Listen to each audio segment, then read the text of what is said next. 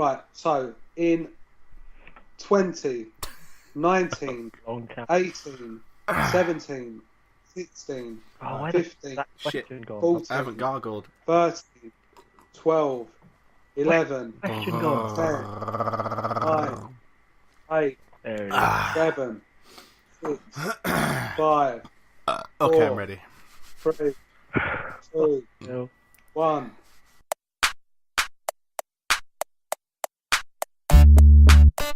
The Gamecentral podcast. Hadouken! Hello there and welcome to episode number 2 of the Gamecentral podcast. Today we've got the usual team of myself, Rob Walker, Gareth Williams. Hello. And Guy Whitlock. Hello.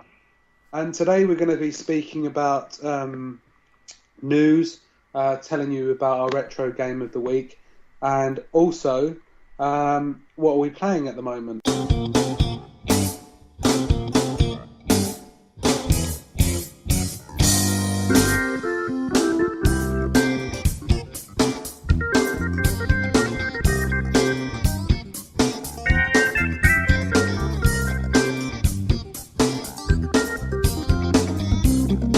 So I think the biggest news story so far this week has to be Nintendo's woes and what's happening. Wii U down to $179.99 in Argos on Amazon with 32 gigabytes and Nintendo Land.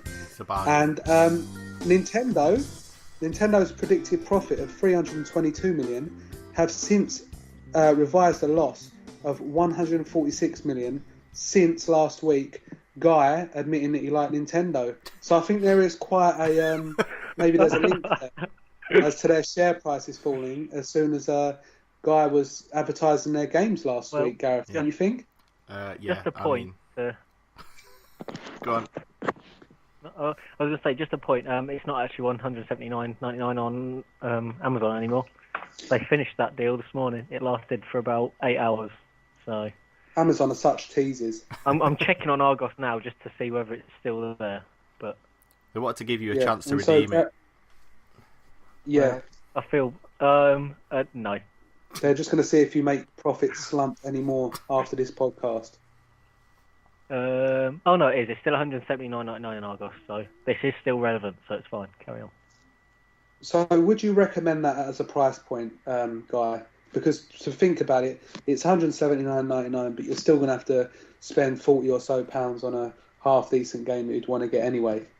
Well, I was lucky when I got mine. I got mine from Argos. I got the new Super Mario Brothers Wii U pack, and there was a special offer, so I got Lego Marvel Superheroes as well. So I basically got like 2 games and the console for $250. So I got a good deal. But for £180 of Nintendo Land, that's not that bad, really, is it? For a home console. Do you find that price attractive, Gareth? Yeah, if I had any kind of income, I'd probably be inclined to go for it. I mean, it is now 50% cheaper than a PS3, and more than that than the Xbox One. So I said PS3. And you've got to look at the specs and stuff that bring it in line, and I think 179 is a lot more fairly priced than what it was in the beginning. It'll go back up before long because they've left all the bundles and stuff the same price. But I mean, while it's cheap, it's worth it at that price, I think.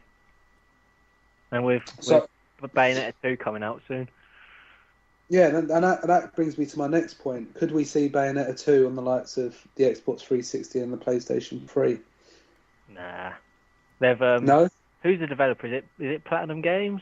Yeah. Yeah. Well, let's remember what happened with Rayman Legends. I'm fairly sure Platinum Games have become a Nintendo's second party now. Do we know that for a fact? Develop games? Well, I'm googling it. Google first, Guy. Just a little tip there. Well, there's nothing. I can't. I'm not going to sit here and scroll through it for ages. But there's nothing concrete. But I'm fairly sure I heard somewhere that they would like to be a second party. Yeah, I think anyone would like to have them on their team. So anyway, there's talks of a new Nintendo console on the way. Will it come in line with the next generation of consoles? No, because it doesn't exist. Yeah, Oh, there's Gareth? no way they're making a new console. Well, not even an updated kind of Wii U with higher specs? I think shooting themselves in the foot a little bit. I think they need the Wii U needs to get a bit off the ground before they make the sort of releasing a higher grade, like a higher spec model of it would be really risky when they're already losing money. Well, they're rich, but when they're already making a loss, it would just be a bit. I think it would be the last chance, really, wouldn't it? If they were to release another console. And really, I think we've got to look at the market, and we see that the Nintendo Wii. Obviously, we can't ignore the success that the Wii was. Mm-hmm. And the way I see it is, Nintendo kind of created this new base of fans, these new casual gamers. At the same time, it's also kind of pushed them away as well, and that I find is a bit of a problem. I think marketing. They got the marketing all wrong for a start, because although I haven't actually run into anyone that thinks this, but according to everywhere on the internet, loads of people seem to not know whether the Wii U is just a special controller for the Wii. Yeah, that's it. But Yeah. I mean, admittedly, I've never met anyone that thinks that, and that seems like a. Well, like you say, I don't think the run-up and the promotion was very clear either. No. Not at all. I mean, I think hopefully this year it'll take off a bit. There's some good games, but 3D World wasn't a system seller anywhere near like they thought it was going to be. Yeah, and I think they should have taken the release of that game as a chance to start a fresh push with the console. Chuck it all in a bundle. 3D World, maybe new Super Mario Brothers Wii U and the console. Yeah, like 260 quid or something. And just push it again and start marketing it. But I don't think I think I've seen maybe one advert for 3D World. Yeah, remember we used to have Ant and Dec and such people like this for the Wii. If there's anything that makes me want to go out and buy a Wii, it's those two. They look like they're having such fun. Doesn't make yeah, I mean, Guy, the problem is that Nintendo are trying to sell the console to a market they think is still there. I think for them to sell it again to the casual people, they need to get celebrities on it. And however much I hated their ad campaign before, I think if they need to find a market for the Wii U, and they need to do it soon. I'm pretty certain there's no risk of them just quitting, giving up on the Wii U and going to be like a third-party developer. I think that's never going to happen. But no. Well, I think the audience they had before, the market, they've now all moved on to the iPad, and it's 69p games like Candy Crush. To be honest, when I enter the staff room at work, everyone's got their tablets and their phones out playing some form of 69p game, and they're the kind of people that would have played the Wii when it was originally released. The thing is, they lose money on sort of the faithful Nintendo fans that have been with them from the beginning, because they have a virtual console and then just price everything at most ridiculous prices. And really, it's the Nintendo hardcore guys that are going to be there when the Wii audience has gone. And the Wii introduced a new audience to gaming, but unfortunately it also drove them away. When they realised you couldn't play Wii Sports for the next 5 years exclusively, and you have to buy another game at some point, the Wii caused so much stress. When I was working for Game Station, when I had people coming in accusing me of spoiling their son's Christmas, which was quite nice. This was Boxing Day. The guy was very angry at the door, looking at me across the shop. I thought, I don't really want to let this guy in. He looks like he wants to kill me. He comes strolling up to the desk. Oi, you, mate, you've ruined my son's Christmas. I'm like, excuse me? You've ruined my son's Christmas. I was like, okay, why? He said, it's Wii. Slammed it down on the table. Sorry.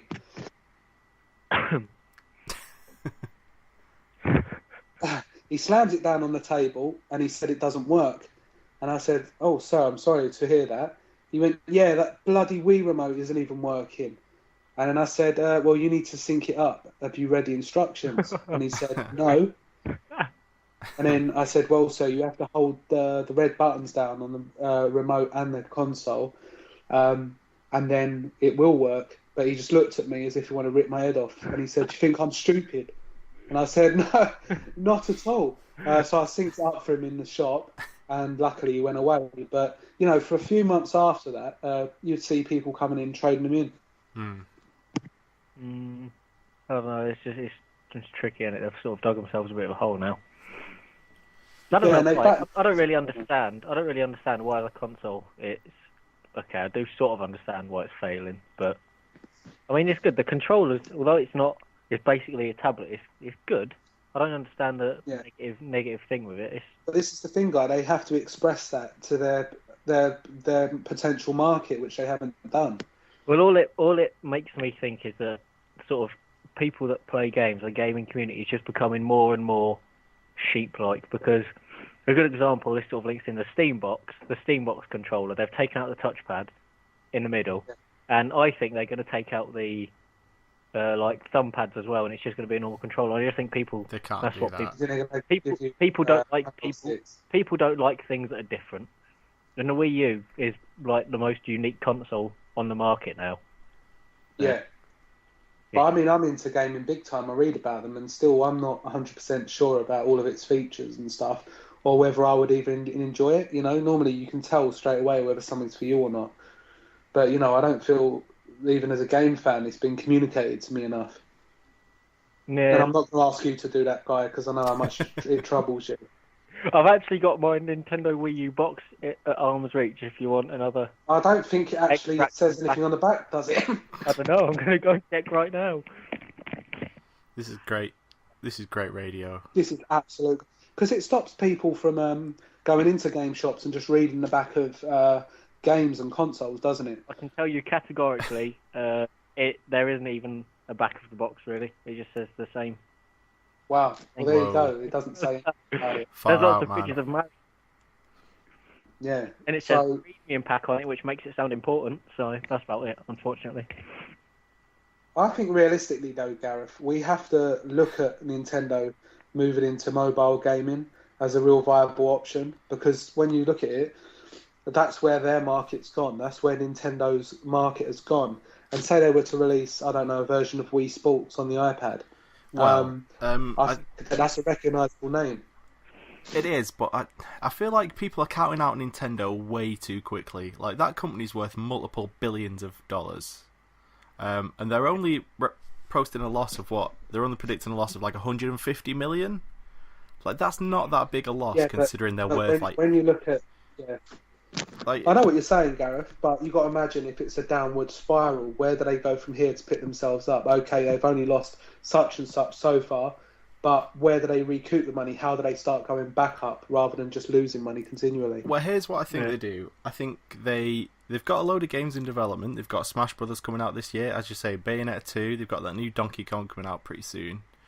They're making games. They just need to ride this generation out. They just need to keep releasing games. In like 2 or 3 years, they'll announce their next console. But until then, people will just keep steadily buying Wii U's. As people, like, I love Smash Brothers. I'll have to get a Wii U eventually to play Smash Brothers. Like, that kind of audience, it'll just keep bringing people in slowly and slowly. And they won't lose enough to go out of business for like 50 years, because people will still want a new Mario or a new Zelda.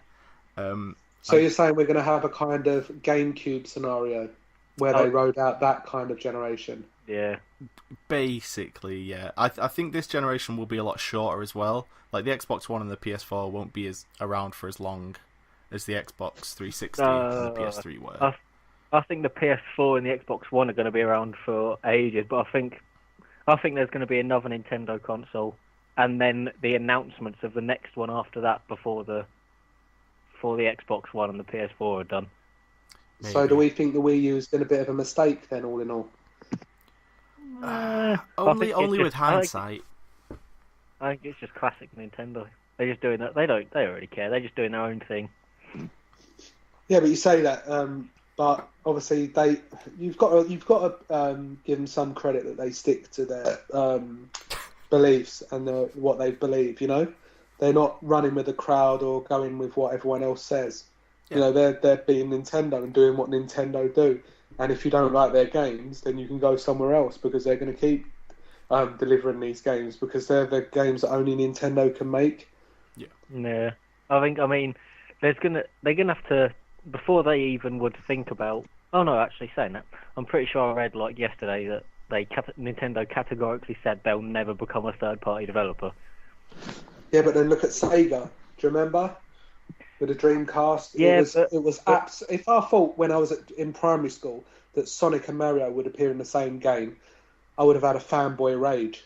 But Nintendo bathe in baths that are full of money within other baths, larger baths that are also full of money on a mountain. Wow, that's an absolutely fantastic vision. Yeah, right there. They are though. They're so rich. I can't see them being worried, to be honest. Yeah. I like to think that like Miyamoto is in the top bath, and he's got like all of the money, and it kind of trickles down to all the other guys in their other studios. Well, like, the thing, I think Nintendo as a company, you've got Microsoft and Sony, they're taking it seriously, and Nintendo just do Nintendo Direct every couple of months. Miyamoto strolls out wearing a Mario hat or dressed as a banana. It's just great. That's why I like Nintendo. So you think they've seen this generation as a kind of, well, we'll just put our feet up this generation. Last generation we were quite good. We'll just have a laugh. when you put it like that, it does sound like that. But no, I hope that's not what they're doing. Well, like I said, I would like to try Super Mario Land 3D and games like that, and obviously Bayonetta 2. I think the golden price point for me has to be about 150. I can't see it ever going. I can see 179.99 becoming the standard, but I mean, it goes any lower than that, and nah, I don't know. Because it'd be basically just a second console for me personally. When I wasn't playing the Xbox One. Yeah, that's kind of the niche the Wii settled into as well, wasn't it? Everyone had an Xbox or a PlayStation, and also a Wii just off to the side. Yeah, that you'd get out when the family came over or whatever. Yeah, and it was fine for that. It's still fine for that. That's the main problem. The Wii is still fine. You don't want a Wii U. No, I don't know. Could have had a Wii HD, a slight upgrade. I think. Yeah, I suppose. I don't know. That's the problem Nintendo have got though. They are now just you buy a Nintendo console solely for Nintendo games, and that's it. Yeah, and that's what it's about. And I think, like you say, if they get the likes of Platinum Games on board, I think that's going to attract a lot of people there. If you know that you're only going to be able to get certain games similar to the PlayStation, the original PlayStation, where you knew like Resident Evil, that was going to be the only place you could play it until obviously they got ported later on. But for a time, exclusives were big deals, like the Metal Gear Solid, PlayStation 1. You had Crash Bandicoot and stuff. It's just that companies can't really afford to stay exclusive to one publisher now because there's so much money to be made and so much it costs to develop these games now. Yeah. But, this is you're not going to see the likes of that much longer. I think by the end of the year or maybe next year we'll see some of the third-party some of like EA and stuff. I think they'll start re-releasing, carry on releasing games on the Wii U. I think Wii U just need to get some good first and second-party titles up. It's getting there. Solid. I think by the end of the year, when there's a Smash Brothers and a Bayonetta, as well as like Wonderful 101, 3D World, a Mario Kart or whatever, when all of that stuff's on it, then I could see next Christmas being pretty big for them. But I do think all of this talk of them moving into mobile and stuff is probably just the biggest overreaction. They're doing fine. They've got so much money to fall back on. And they make money off like Pokemon merchandise by the bucket load on its own. Yeah, they do own Pokemon, don't they? Yeah, so, they're doing fine for money. It's just they just aren't going to win this generation like they won the last one. No, but what I was going to say as well, Guy, what you were saying about EA and stuff bringing their games to the Wii U, you got to see if that's an attractive proposition for people like EA, because it's not like on the old Wii where they could port games across. They're going to have to, if anything, downgrade the games to put them onto Wii U, or develop a new sort of game altogether. I mean, on the Wii we saw stuff like Tony Hawk's Downhill Ride or Jam. You had that Need for Speed Nitro. These were all games that kind of came out alongside the Xbox 360 versions. Yeah. Well, to be fair, the FIFA stuff like the FIFA games on Wii U. Has he gone to go and have a coffin fit? Yeah. No, yeah, I just had a coffin fit. Yeah, all right. Yeah, the games like FIFA and stuff, they just reskinned them every year. They didn't even develop for them. Mm-hmm. No, they didn't. After about I think maybe 2011. I think after that it was just yeah, that's a story as well, because I've got the PS Vita and I bought FIFA. No, yeah, I bought FIFA 14, and even on the back of the pack, obviously Guy wasn't around to read it to me at the time, so I had to do it myself. It said kit update only. Now this was a £34.99 game that was exactly the same as FIFA 13. Jesus. And all it had was an update of kits, and it even said that on the back. So I just said to the shop person, is this actually true? And he was like, yeah, you're basically paying £34.99 for a kit upgrade. And I was like, okay, I'll leave that, and I got Dragon's Crown. Is Dragon's Crown good? It is, but that's for another time. That is, yeah. I just yeah. Quickly get a quick word. Yeah, we can't go. So Nintendo, what are our views? Are you going to get one if you're not Guy? Are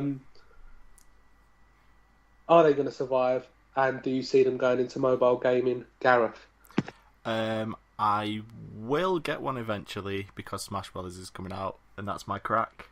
Don't think they'll get into online gaming, and to be honest, I think they'll be fine. Yeah, so with me, I definitely do want to get one at some point, but as I said, it would be primarily as a kind of second console, because there are some games on there that I want to play, which would be absolutely excellent to experience, because they get such high scores, these Mario games, and Zelda. And that's not a one-off. This has been constant over the last 20 years, and it takes real skill to do that, and you have to respect Nintendo. And like I say, the fact that they keep going and they keep making these games that are held as masterpieces, when you're a company that can do that. I mean, look at what's happened to Sonic recently over the last few years. It's kind of turned into a bit of a laughing stock. Well, it's funny, that's another... You've got a Sonic exclusive as well. It never gets mentioned, but there is a Sonic exclusive game on the Wii U. Lost World. And then Sonic Colors and stuff on the Wii. Sonic Lost World is weird. It's like Mario Galaxy. It's like they've just sort of tried to copy Mario Galaxy. Yeah, but it was it bombed. It bombed. Critics. Yeah. I was really looking forward to it, and then the critics destroyed it. But I mean, the demo is good. I've played the demo, and it's fun. It's just, yeah. I mean, yeah, like I say, if you want those Nintendo games, you have to buy a Wii U. And Nintendo know that. Obviously, they know that. So they know that they get enough quality software under their belt. People are going to have no choice but to buy the Wii U to play their games. And I think that's when people are going to start really picking them up. Like you say, Gareth, towards the end of this year, I think that'll be the real time where people want to play Bayonetta 2. They want to play the new Mario Kart and stuff like that. Yeah. And I think Nintendo really need to do another marketing push for me. Just explain the console a little better. I don't know if it's kind of lost in translation, but they've got the Nintendo of Europe, Nintendo of America that could handle it. Mm-hmm. It just needs to be put across a lot better. I mean, when I worked in Game Station, we had demos going on all around the shop, literally. Yeah. So, it's absolutely brilliant. Cough, cough, cough, cough, cough. We need some ambient music for when that happens. Basically to let everyone know, I've got a thing called man flu. If you're a woman, you might not be familiar with it, but it is a disease that strikes about 98% of men. It is absolutely awful. Women go on about childbirth periods and stuff, but unless they experience this, they do not know what it's like to be in pain. I'm sure you guys can back me up on that one. Yep. Well, I don't want to alienate any female viewers by making absolutely gigantic lies. So, well, I've never. I'm not going to agree with you. I'm going to say childbirth is probably worse. But Guy, always pandering to the women. Women like a bastard. They don't like people that agree with them. Yeah, exactly. You're the only one of us who's single. You're the only one who's sticking up for women. What does that tell you? That you not put two and two together. There you go. But, obviously, me and Claire Smith, we've got a bit of a romance. I don't think she knows that, but I do. And that's all that matters, really, at the end of the day. And I like Facebook because you can kind of stalk people from afar, which is quite nice. And I don't like that app when it says, click here to see who's been looking at your profile. Because that really does scare me. I don't want people knowing what I'm looking at. Can I just interject here? We agreed Yeah. we weren't going to go that off topic this week, Well, We're look, not so going maybe off we topic. want to. Nintendo, we made- childbirth, pain, we man. made it 18 minutes completely on topic. 2 minutes here and there of bullshit will not hurt. Well, that takes us, Gareth, to our next section, which is what we'll be doing every week from now on, which will be our retro game of the week. Now, I get some people Wait a saying, minute, you've written up your little list of contents and got us all to sit here reading it. okay, I That think is you'll find true. it's actually the secondary news story that comes our next. secondary news story. Would you like to introduce that guy? Not really. Excellent, I will then. So apparently, Microsoft have been paying YouTube users who post videos money. I think it's something like $3 for every 100 views or whatever it was. I don't know if that's utterly correct, but yeah, if you're positive about the Xbox One, which I think is an absolutely brilliant console, don't you, Gareth? Yeah, Yeah, and you, Guy, obviously you think that's great. Yep. Right, so I think we're looking at making about 50 pence from our podcast. fingers crossed. From Microsoft, yeah. If they say positive things about the Xbox One and its games, obviously this is seen as an illegal practice. But is anyone really going to take on Microsoft? Microsoft can pretty much do what they want in this world, can't they, without repercussions? No, I don't think they should. I hope they do get in trouble over this, just because it's dishonest. Well, they won't get in trouble because this is so legal. It's not even funny. Yeah, basically buying people's opinions, isn't it? And then it goes on to the point of, can you trust what you hear? You know, are they telling you, oh, this game's great? When you go into GameSpot, are you going to be getting an honest review? You know, sometimes I've been seeing some games that have been getting unusually sort of higher scores, and then it makes you wonder, because they'll be advertising the site that week. Like, you'll obviously have the logo of the game around where they'll be sponsoring the site that week, and they'll be getting sponsorship money, and then they'll get a unusually higher score. But there's been less of that recently. The official mags are awful for it. The official magazines, I don't bother reading them anymore, because it was like always like a Microsoft exclusive would get like 9 out of 10, and you'd always have to knock a few points off of the official magazines, because they set the score so high. It wasn't rare to see a game get 10 out of 10. So you'd have to kind of, if you read Edge or Games TM, kind of have to take 2 off the score of that to kind of bring it in line with everything else. But I think paying people to talk positively about your console. I've actually got a quote here from the Federal Trade Commission guidelines. Okay. And this is where the problem is with the Xbox today. I've scored this on the back of a box just so it fits my little niche. Your own blood. Oh, yeah. How did you know? It basically, when there exists a connection between the endorser and the seller of the advertised product that might materially affect the weight or credibility of the endorsement, such connection must be fully disclosed, even. Disclosed. So basically, I think the problem is they're basically people on YouTube they're advertising and promoting like it needs to be disclosed. It needs to be disclosed that they're being paid extra to say nice things about it, because it's like that would make me click off the video. Basically, it's going to say, I'm going to lie to you right now because I'm getting paid to do so. It's not. I mean, it is that like this sort of thing, like bonus money and stuff, is done normally. But if you look, it usually is sort of disclosed that they've been given like free consoles or whatever, so they can do the Boogie 2988 or whatever his name is. He's got free consoles and stuff, and he got visits from Sony and Microsoft executives and everything, and he was open about it all. Well, there you go. That's where the sort of legal. I questioning disagree.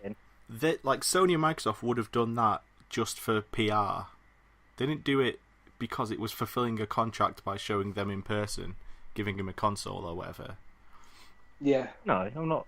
Well, that was PR, but I'm saying he was stuff like getting free consoles and stuff. He gave his opinions and he disclosed that they were given to him, for free. So it's not. I think there is. Yes. I think there is. The legal question is literally just in the fact that there's like the bonus and stuff has not been disclosed, and it's the way that people are presenting the Xbox One on YouTube for money without. Yeah. It's like it's basically. Oh, I don't know. I'm not too good with legal matters. If you Google it, if you literally just Google Xbox One non-disclosure YouTube, like Right. I did, It seems like all you do is look on Google through your life and read the back of boxes. Well, it's because What would you have done before the age of the internet? You'd have just sat there crying, afraid to go outside. It's because I wanted to know what I was talking about, but it's backfired horribly. If you literally Google it and it comes up with loads of articles that explains why it's legally questionable, much better than I just. Yeah. Well, there you go. Don't listen to Guy. Listen to Google or read Google. It's up to you. Listen Either to way. the message, but don't try and decipher my mad ramblings into anything. There you go. I think if you play this podcast backwards, Guy makes sense. It's like one of those kind of hidden messages kind of thing.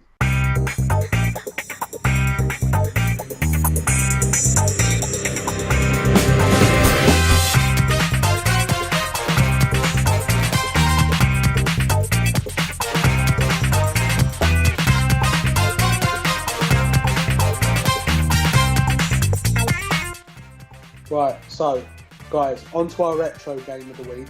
We're going to be doing this every week now, where we'll be talking about a retro game. Now, what I class as retro, because I don't want to get into any arguments over what is retro and what isn't retro.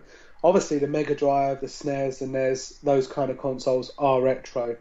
And I think, obviously, we're 2 generations really away from the original Xbox and PlayStation 2 now.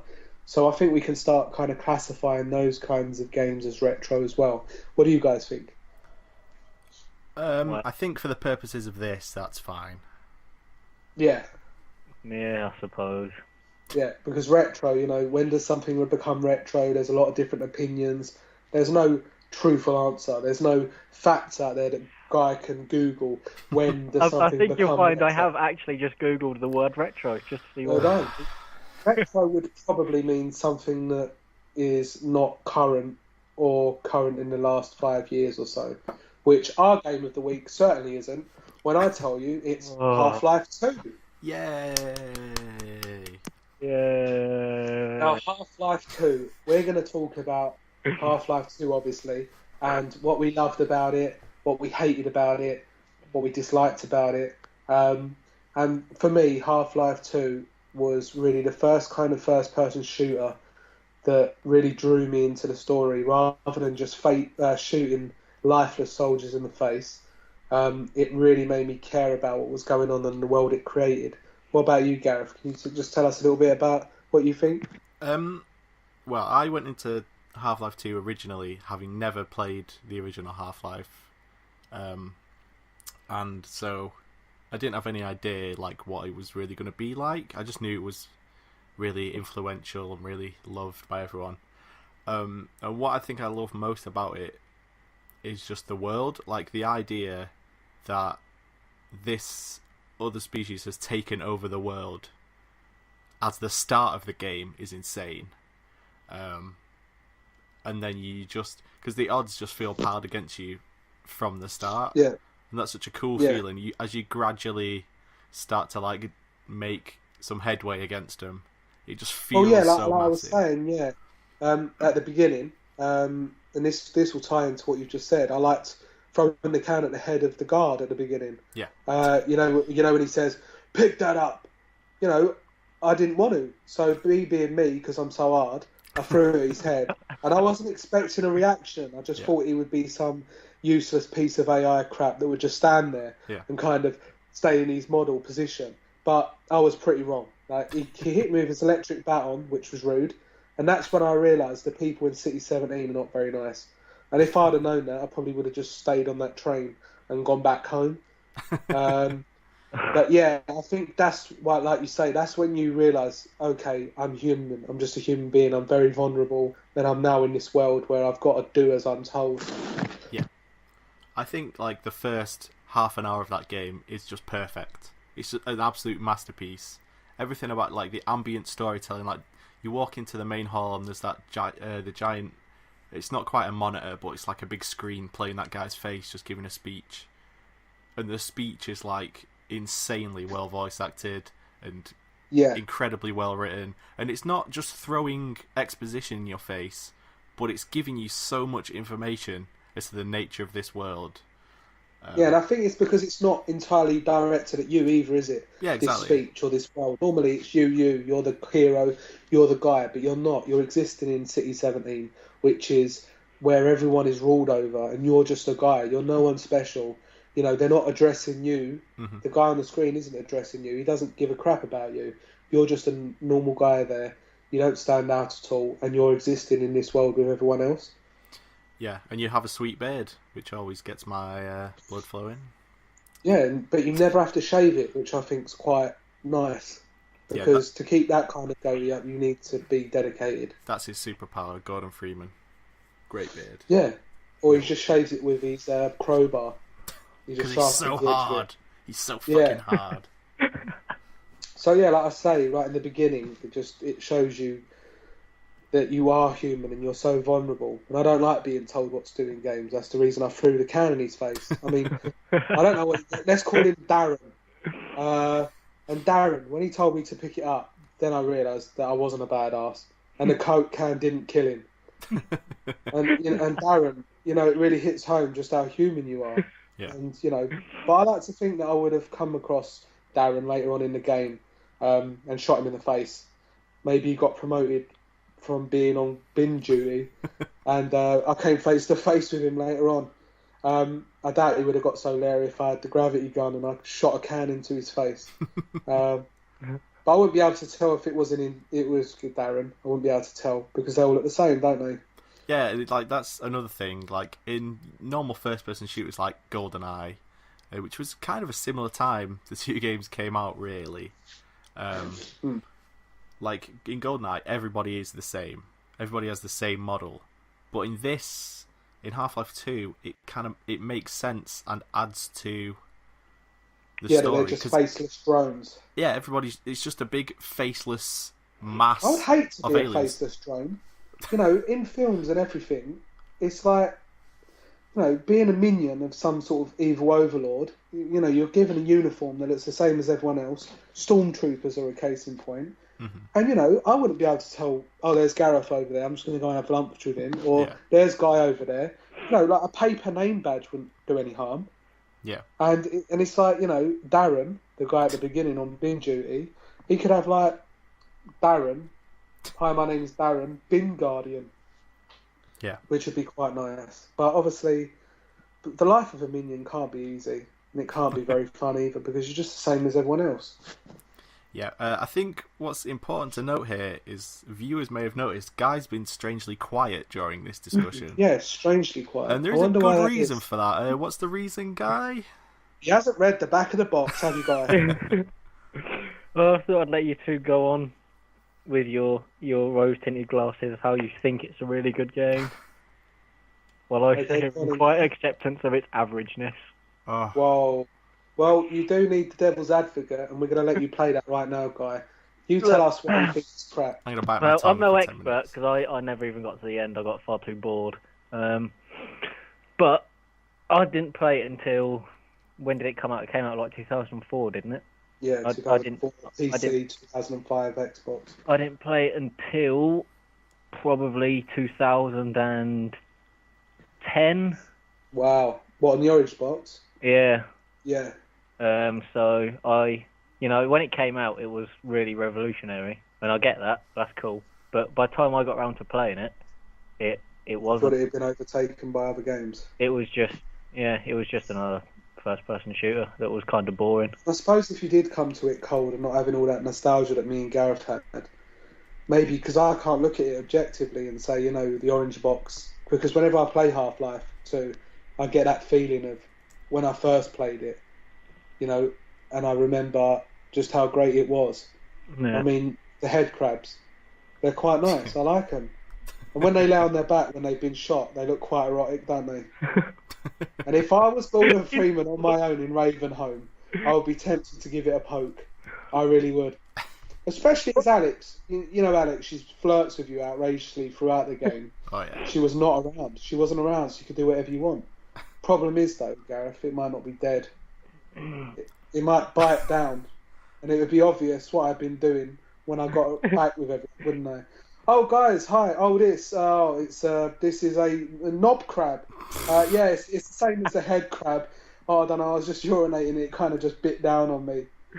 So that's it. But on the Xbox, the original Xbox version, the loading times are awful.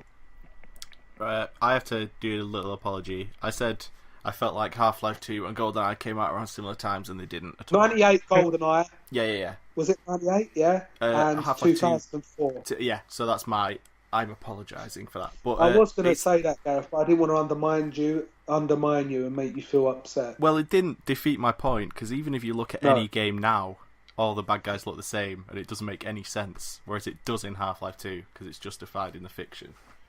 I want every guy, every enemy from now on, in a new generation, to have a story behind them.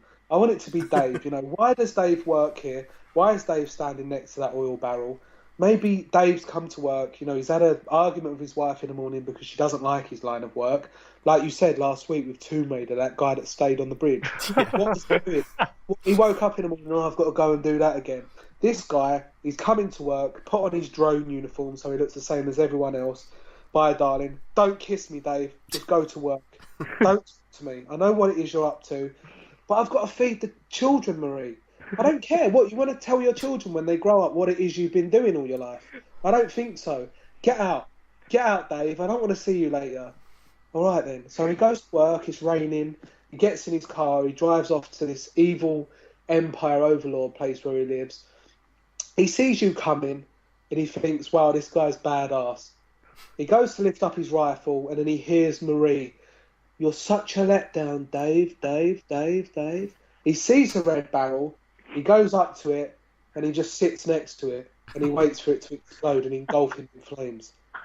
I want to know that happened, because I'm fed up of shooting, like you say, these guys that look all the same. Let's give them backstories. Every time you shoot someone, let's let a letter come out of their pocket, or a tape recording, as we get a lot of in games, and you could just go around and pick them all off of the 20 dead bodies laying all around you, and listen to them at your own convenience. Pick up his phone and look through his received text for the past 3 weeks. Yeah, like Marie having a go at him. Why are you home, mate? Oh, sorry, I just had to, just talking to the guys. Well, don't be hanging around with them, they're idiots. Oh no, we missed a doctor's appointment about his dick knee, and I shot him in his knee, and now I feel horrible. Yeah. Oh. And then they try and get time off of work. The hero last week shot me in my knee. Well, I'm going to have to lay you off, I'm afraid. But I got shot in the knee working for you. Doesn't matter. You have to go, please, because, you can't be working in here. But, I think being a bad guy in the Uncharted world is probably the worst kind of job you can have, because Nathan Drake is a maniac. Yeah, what you're describing is kind of the conceit for Wreck-It Ralph.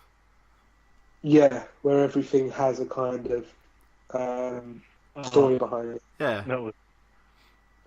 Well, that's one thing I would hope to see with the new consoles, really. I don't really care about better graphics. I just want more. I want, like, an Elder Scrolls game where every NPC really is an individual NPC. It's called Oblivion. It's not, though, is it? Because they're still really scripted on Oblivion. Yeah, but they're all scripted individually. But then people have got the same voices, and someone's got the same text to read out. Yeah. You just want one of them to say something a bit different every now and then. They could be working on the true Elder Scrolls game that everyone wants, and instead they're making Elder Scrolls Online. Well, they're making Fallout. Like, yeah, they're not just doing nothing. Like, they're making other games. Yeah. They will, just because they're not announced doesn't mean they're not being made. But anyway, on to Half-Life 2. You know that game we were talking about just a minute ago? Yep. I think Guy's kind of... He's got out of it a bit there by not really going into much detail as to why he liked it, which is basically saying it was quite old by the time he played it, which is a valid excuse. I also didn't play Half-Life 1, so I had I wasn't invested in the universe. I think Half-Life 1 was pretty different to Half-Life 2, though, to be honest. I've tried. The same story? Is it not? I've tried going back and playing Half-Life 1 and I can't. It's so old. It hasn't aged well at all. But maybe that's what people think that have just played Half-Life 2 as well, Gareth. You know, we look at it with our rose-tinted specs. Does it hold up today? Well, my specs aren't that rose-tinted. I played it all the way through first time when Orange Box came out. How tinted are they? If one's like light tint and 10's like opaque, can't see your eyes tint. So here's like the history lesson from my experience with Half-Life 2. I had a PC for the first time years ago. And I didn't really know what to do with it because it was the first time I'd ever had a PC and I was in high school. So I went out and bought a graphics card and then I illegally downloaded Half-Life 2. And it dear. I know. And it didn't play well on my graphics card at all. It was really stuttery. Yeah. The graphics weren't very good on it. And I still played that game for like 12 hours. But then it got to a point where I just couldn't handle... I was a pussy and still am, so it scared me. And I also couldn't handle how bad my graphics card was at playing the game. So then, when Orange Box came out, as soon as I got an Xbox, which was still like 4 or 5 years after the Xbox came out, as soon as I did that, I got Orange Box, and I just played Half-Life 2 for the next like 3 days. And the episodes as well. It was the first time I played the episodes on the Orange Box. Yeah, exactly. So I guess I never really got into it. The whole universe and story didn't really. I made it up to and past Ravenholm. We don't go to Ravenholm, Guy. Do we not? Is that not in Half-Life 2? No, we just don't go there. Yeah. Oh, what? Okay. Now you've. Did you go there? I don't know. It's a reference. It's a reference. Did you go to Ravenholm? Is it a reference? I don't know. I think I did. It is a reference. The level's actually called "We Don't Go to Ravenholm." Yeah. But unfortunately, you have to. But it's good because there's loads of sexy head crabs around. I think Ravenholm is probably. I definitely got there because I remember there was a bit where you could use a gravity gun to pick up or move some robot. Yeah, that's when the gravity gun really comes into its own because most of your ammo and weapons have been taken away. Yeah, I got up to there and maybe a little bit past that, and then I was so bored. Yeah, I don't know. I never really understood why I didn't get on with it, to be honest. Yeah. Same with same sort of thing as most Valve games, really. I just don't seem to. I don't get the. Whoa! What Valve games? Left 4 Dead. Okay, that's not really the same. Yeah. How do you feel about Portal? It's alright. I'm not really a puzzle guy, kind of guy. You're not really a puzzle. I enjoyed Portal until I had to start using my brain, and then I thought, Portal. I need some Mario. And then even the adverts, even the trailers made my brain hurt. I did get quite far in it, it was like trying to go to school again and trying to work it all out, and my brain was saying, "Are we not supposed to be having fun? I'm actually thinking about what I'm doing." So yeah, that got quite. I like some puzzle games, but I think Portal was a bit heavy on the puzzle side. I mean, I sort of like puzzles where they require a little bit of thought, but not enough that they're not fun anymore. And I think for me personally, being the spastic that I am, I got about halfway through Portal. That's inappropriate and quite. We don't use that word anymore. Right. Sorry about that, ladies and gentlemen. Yeah. Apologies. Okay, so you were. I'm not very bright. No, yeah, there you go. So I sort of just got about halfway through and thought, nah. Oh man, Portal is amazing. Portal may be perfect, in my opinion. Carry on. Guy. Sorry, Gareth. I had to defend it.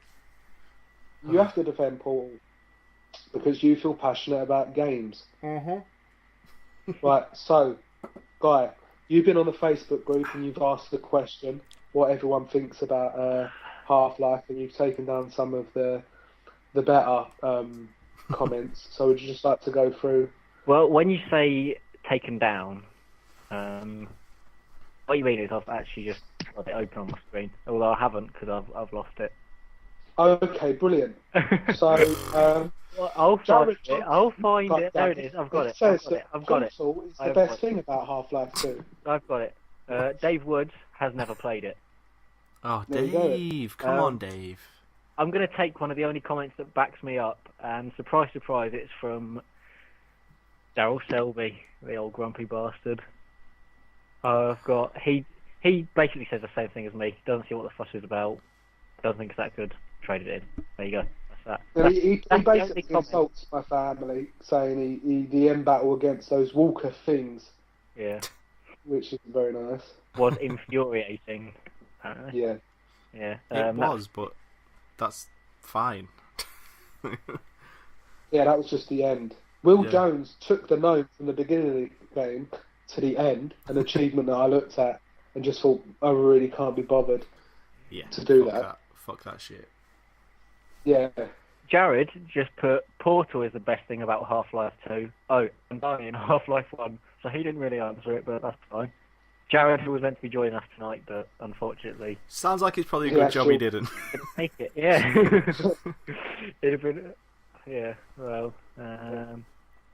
we've got a pool in. This is a nasty one. Worst memories, been a couple of hours in, really loving it, then my console dying. Oh dear. Although it wouldn't bother me if that had happened to me to Half-Life 2, that happened to me on Borderlands on my PC. I got a bit of the way into it and then my graphics card couldn't handle it anymore and I had to stop playing it for a couple of weeks. So, well, I understand I had something really devastating happen to me a few weeks ago. I'm sorry, I'm going to cough. You're going to have to edit that out, Gareth. Alright. Right, so I was having problems with my Xbox Live account and I phoned them up, as you do, and I asked them what's going on. And he said, well, you're going to have to delete your profile from your Xbox and re-download it so you can get back into it because there's probably a corruption on your file or something. Mm-hmm. So I did what he told me. I loaded my Xbox back up, and lo and behold, all my game saves have been wiped.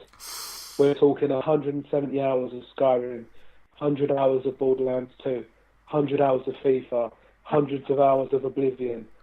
And I literally, he said, is everything okay? Because they were like from Atom or something. And he was just, hello? And I'm just sitting there, just shocked. And I just put the phone down. And then I got in touch with the managers and stuff. And I said, it's not on. You've got these people that are supposed to be experts.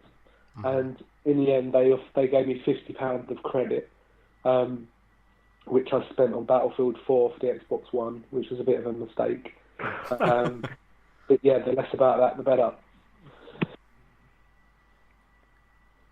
Oh. Sorry, another coughing fit there from me.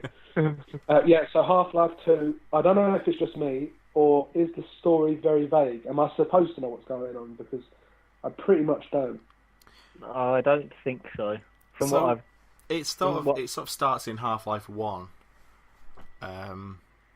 In the very start of Half-Life 1, Gordon Freeman accidentally opens up a portal to this other dimension, and then horrible things start spewing out into this scientific facility.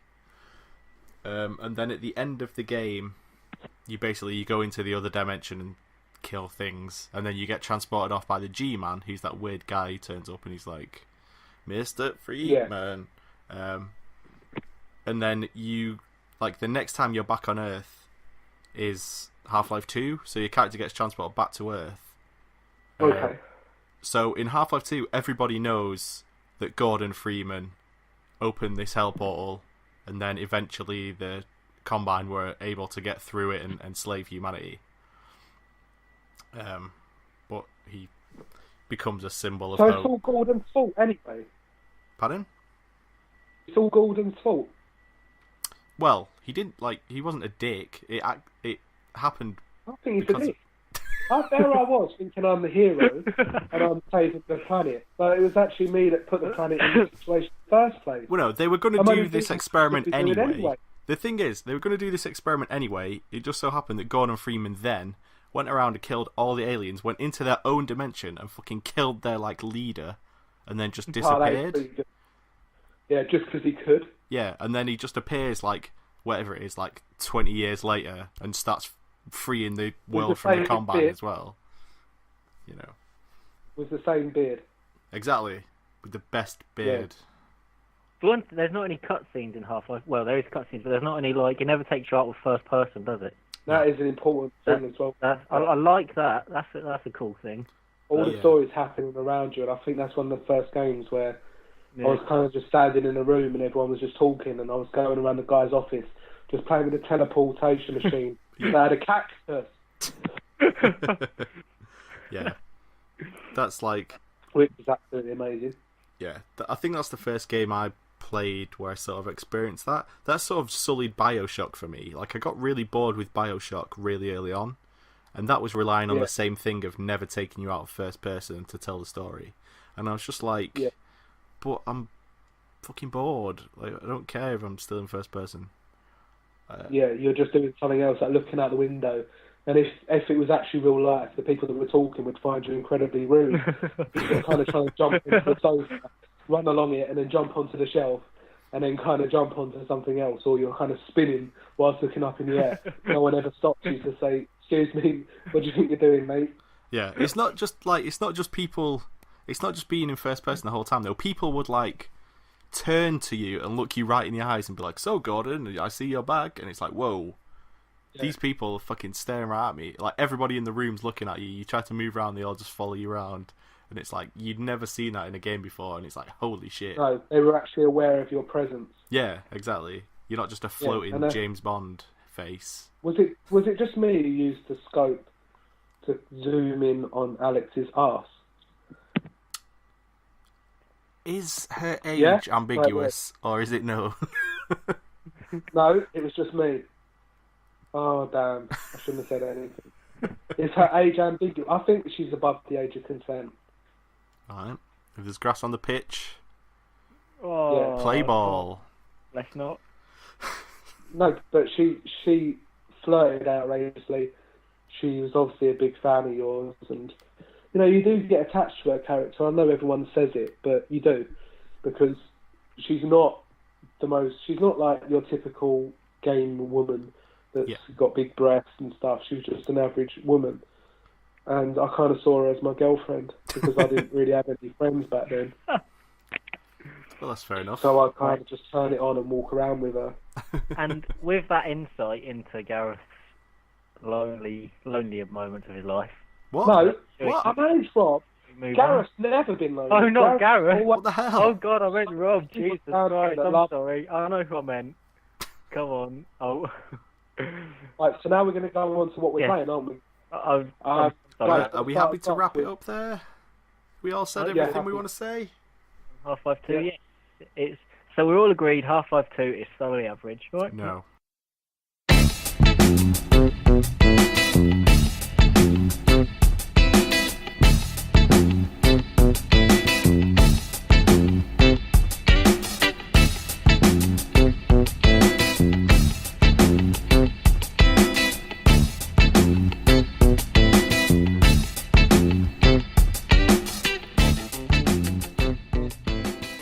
So, Guy, what have you been playing this week?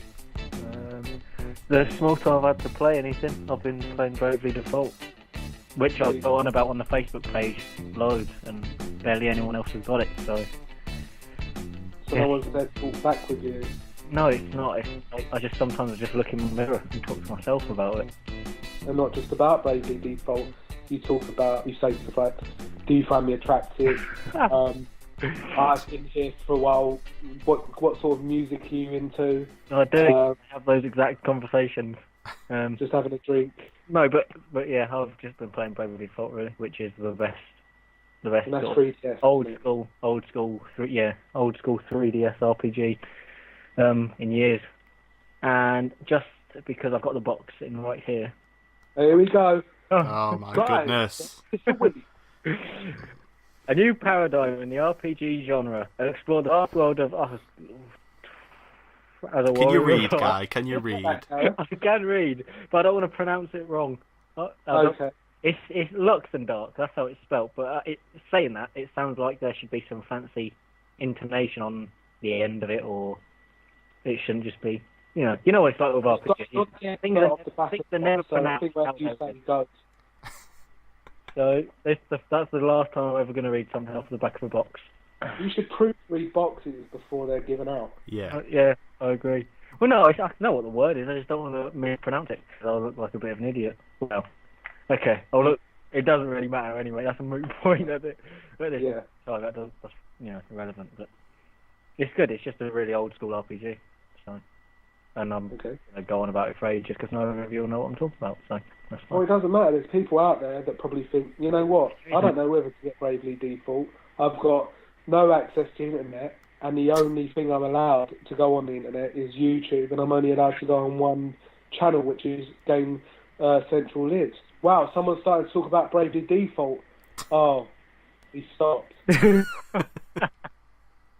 got to remember, if there's even one person out there that is interested in what you have to say, Guy, you owe it to that person.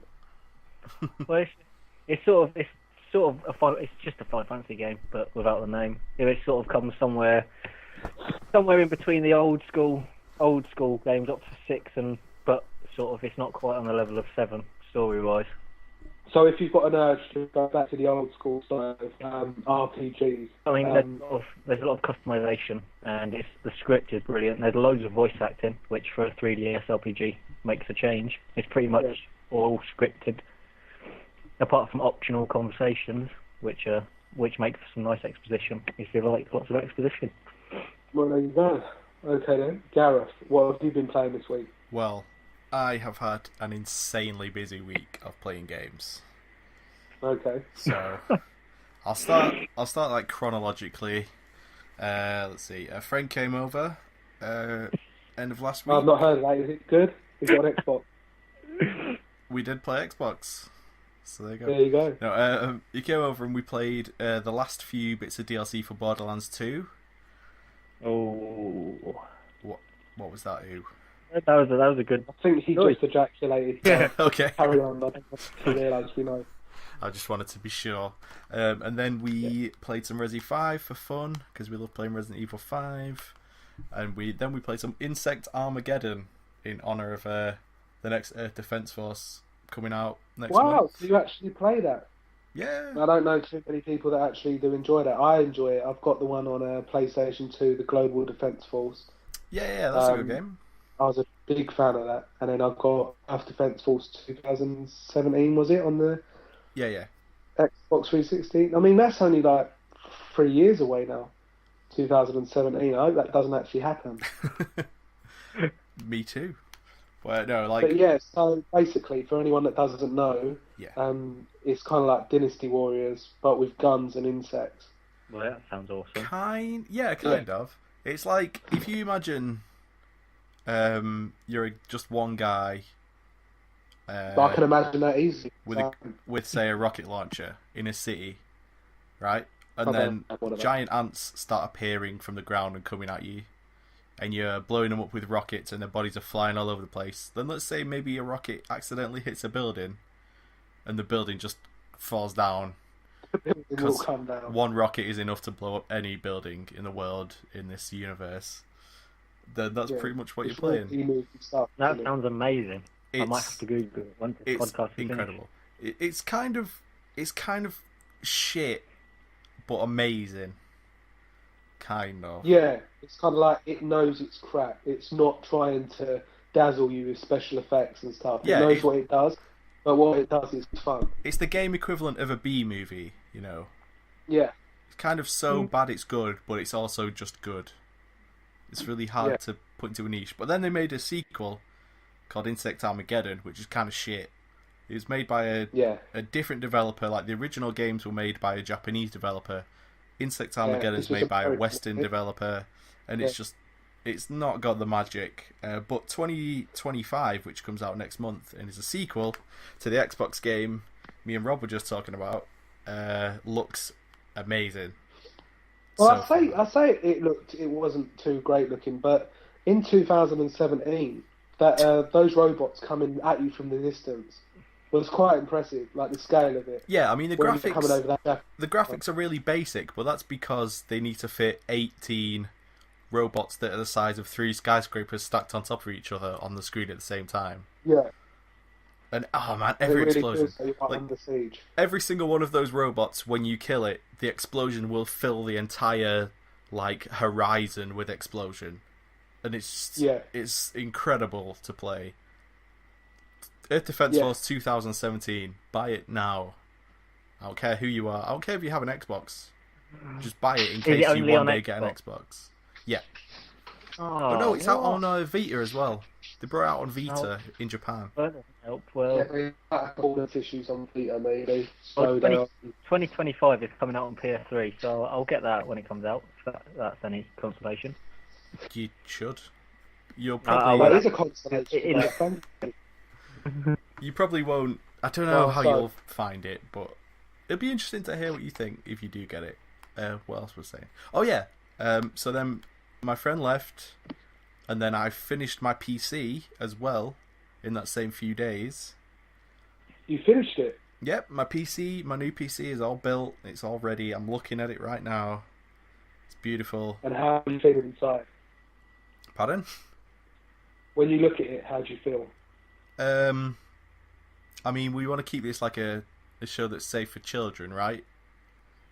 So Yeah. Okay. I feel very happy, like a Teletubby's stomach.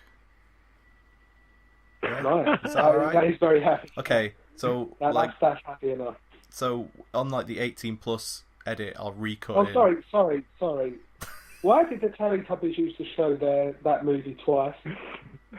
That was just a waste of time, because basically what they did, I don't know if you've ever watched it, but they used to play a video of like some kids doing painting and stuff. Sure. And then the second time they'd go again, and they'd show it again, but it'd be like an edited, shorter version of the movie of the film they'd just shown before. Mm-hmm. And I think that's a con towards children. It's basically selling them the same thing twice just to extend the longevity of the episode without putting much effort into it. I feel like of all the tangents that have ever happened, this is the. I'm sorry, guy. I just think that Teletubbies get way too much. They have 10 minutes of content stretched over 20 minutes. Like us. It's not the kids being conned, is it? It's the parents that pay the TV license. They're paying to have their kids patronised by 4 animals with stupid TVs on their stomach. Are they animals? Yeah. Well, they're not people. I was going to say aliens. Are they aliens? Is it ever specified what? Yes, it's been specified. I mean, if they're aliens, they also have a jaw inside their mouth that springs out. There should be an alien horror film. They have televisions in their tubbies. Like, of course they're aliens. Oh, wait a minute. That's not why they're called the Teletubbies, is it? Of course it is. Yeah. Why have I never noticed that? Did I blow your mind? Animals or with a telly in its mind of my childhood. How did we get onto the telly? Oh yeah. So so my PC, I'm just gonna take over again. So my PC, I finished it, and then the first thing I did was, oh no. Oh. Hello? Hello? Were you just trying to put the PC monitor into your stomach? No. I don't know what happened. My internet cut out for like a second, and then it came back. Oh, okay. Why were we talking about Teletubbies? What have you been doing with your PC? Oh yeah, so, right, I finished building my PC, and the first thing I did when I finished it was I downloaded Just Cause 2, and then I downloaded the multiplayer mod, and then I played about 5 hours of Just Cause 2 with multiplayer. And it's incredible. Yeah. It's so good. Oh, I mean, I've played Just Cause 2 on my Xbox loads. Yeah. But so did I loved it.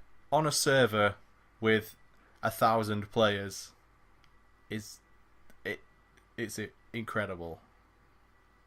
It's like a completely different game. What marks it from like Grand Theft Auto 5 online? Yeah, except you have a grappling hook and a parachute, and you can jump on top of any vehicle and shoot people in the face from on top of it. And it's so good. I don't know. It was worth building my PC for. More passion coming from you there. I don't regret spending £400 building a PC just because I can now play Just Cause 2 with multiplayer. That's how good it is. Wow. Yeah. So that's a ringing endorsement. So everyone out there, get building a PC and download Just Cause 2. You won't regret it. Exactly. Unless you're a bad person or don't enjoy fun. There you go. So myself. I wasn't done. Just fine. Just stop. Oh, sorry, Gareth. Sorry. Just that you said your PC has just been completed, so I thought that literally in the last few hours, and this has come up right to date, bang up to date with your gameplay. I was under the impression you were still talking about just the first day of the week. Okay, so that was Wednesday. Now Tuesday, Gareth. So I've also been I told you I played a lot this past week. This is how it's done, guy. This is how you play games. Okay, 1 second. Let me just go get fired, lose my home, and then I'll just sit on the street with my 3DS. Yeah. Yes. Bloody hell, he's got it at last. So this week I played Saints Row 4.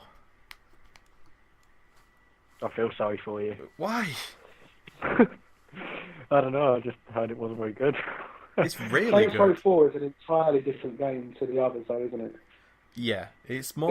It reminds me of Crackdown more than it would Saints. But if you told me that it was a sequel to Crackdown, I would have believed you. Yeah. You know, it's got that kind of superhuman powers, picking up cars, running really fast, jumping up buildings, collecting orbs. Yeah. It was basically a sequel that we never had. Crackdown. Well, except we had Crackdown 2. But we don't think about Crackdown 2. It's a we don't sequel that we never had to Crackdown 2. Even like animations, like the jumping animation is very similar to Crackdown's jumping animation. It's like a Crackdown parody, but that's better than Crackdown. Yeah. And what about the dubstep gun? I found the dubstep gun to be a huge letdown. But that's a shame. You've got to upgrade it, mate.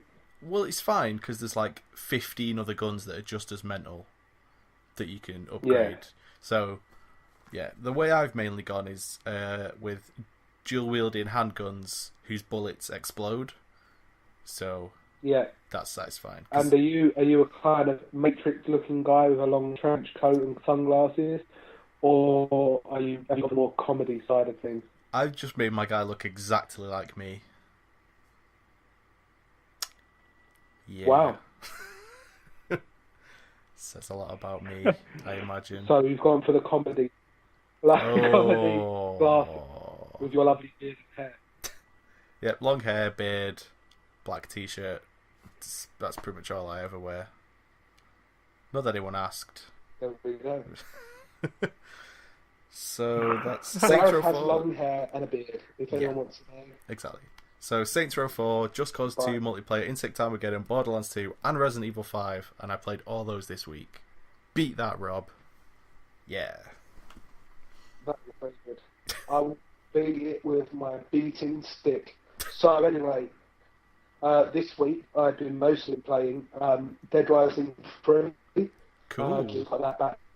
Rising 3 is a great technical achievement. It's not going to blow you away graphically, but it will give you something that you haven't experienced on this the previous generation of consoles. In the amount of zombies on screen at once is truly terrifying. And if you don't like Half-Life 2 and stuff like that, Gareth, for the scares, then having like literally hundreds of zombies running at you and shambling towards you is going to give you a bit of squeaky bum time. But it's enjoyable squeaky bum time. The main character's really good. You can level up, you can spend points on different attributes, such as being able to beat the zombies easily with your fists. You can combine weapons on the go now. Yeah, I saw that. That looks awesome. Yeah, so you don't have to go to a bench like old Chuck in Dead Rising 2. You can just make them on the fly. Yeah. And you can also vehicles as well. And maps are just big enough. They're not too big. They're not too small. It's totally great. You know, I've won to do all the side missions and stuff, but they're so fun. It's like kill 100 zombies using your bare fists. Kill 100 zombies using nothing but a machine gun. Yeah. And it's so fun whenever you turn it on. There's no time to get bored, and I think out of all of the launch games, it's definitely my favourite. I've also been playing Forza. Is it Forza 5 now? Yeah. Yeah. That I got off my friend. Whilst it looks great, I crashed into a building, and you can see the people behind, and they're still like cardboard cutouts and things like that, just staring at you, and it's quite unsettling. But graphically, it looks brilliant. And I've always had a problem with Forza in that I like the idea of Forza, I really do. I like the cars, I like the handling. But when you completed like the first 20 or so races, and then you start getting into the kind of 5-lap races, it becomes very hard for me to keep my concentration and carrying on, because you're in races that are reaching up to 20 minutes long. And unlike Dead Rising 3, I didn't feel that it was really offering me anything that I couldn't get on the Xbox. I already had the Xbox 360. Yeah. Obviously playing FIFA still, loving FIFA. Battlefield 4, I played on the Xbox One.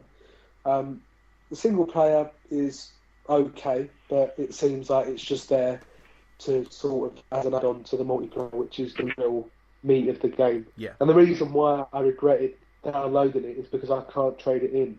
So I've done the missions, I've done the campaign.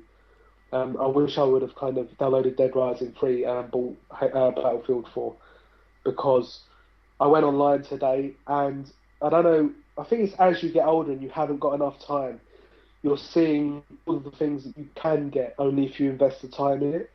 And I was speaking about it a bit last week, in the, I'm looking at all the attachments that everyone else has got, and I'm looking at how many XP I'll need to get before I get my next unlock. Yeah. And, I'm holding my own, I'm shooting and getting a few kills. But at the same time, I'm seeing everyone else, they've been playing it so much longer than me. And, it gives them that advantage. And I think as you get older, your reaction starts slowing down as well. And I think in online gaming now especially, if you haven't got the time to invest in a game, you're punished. And, it's not your fault if you can't spend like 5 hours a day playing it, if you've got other things to be doing. But you do feel like you're kind of put on the back foot, and you're always on the back foot. And no matter what you do or how good you've become, in the limited time you have to play it, you're always kind of chasing your tail and having to make do with what you've got. Yeah. And I think that's the main problem I had with it.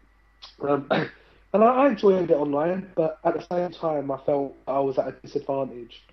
And, you never like to feel in anything you play that you're at a disadvantage or it's unfair because you invest the same amount of hours as everyone else can.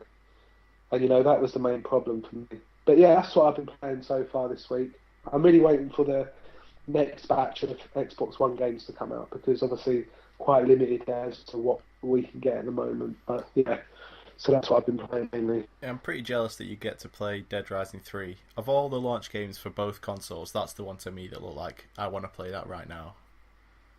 Yeah, and I mean, that's like probably the only game that will make you feel like you're playing the next generation console on the Xbox One. Yeah. Because I know some people might not agree, but then that's their opinion. But it's what the game does that you've never seen before. When I first played it, it's what I bought an Xbox 360, Xbox One for. I was originally going to get the PlayStation 4, but then they cancelled Watch Dogs. So I thought I'd just leave it for now. Then I went round my friend's house, who works for Game, who got it both consoles free. Jeez. He didn't steal them. He's a manager there. All the managers got free Xbox Ones and PlayStation 4s. Bloody hell. So basically, I put on Dead Rising 3. Initially, I wasn't too blown away by it. The textures, they're nice, but like I say, nothing that's out of the ordinary. Not it's only when you step outside. worth. No, it's not. But as soon as you step outside and you see the amount of zombies in front of you that you've got to kind of navigate through, that's when you think, fuck, this is the next generation of gaming. Yeah. And you can hit them and then they cut in the right spots where you hit them and you axe them, and it still keeps that just amount of comedy. Yeah. Make it traditional Dead Rising. It's got quite a serious tone to it this time, but yeah, it's really good, and I really do enjoy it. And you know, for me, it's kind of like a high 8, 9 out of 10 game. But it just makes me think what can be achieved a few years down the line. You know, we'll probably look back at these games in a few years and laugh and think, oh, did we really find that amazing? But yeah, I've been really impressed with it. Yeah, you've got the two games that sort of promote scale, because you've got Dead Rising 3 with like 1 million zombies on screen, and then you've got Battlefield 4 where the multiplayer is 64 players over a huge battlefield. Definitely things that you can only do on these new consoles. Yeah, but I think online gaming is just it's passed me by now. I think I'm getting too old. My reaction time's going, and you know, it's just like I say with Titanfall. Hopefully, that will bring online gaming back for me. Cool. Wow. Right, so I'd probably say that that's it for this week's podcast. It's been nearly an hour and a half now. Oh, jeez. Yeah, time goes when you're talking games. It does.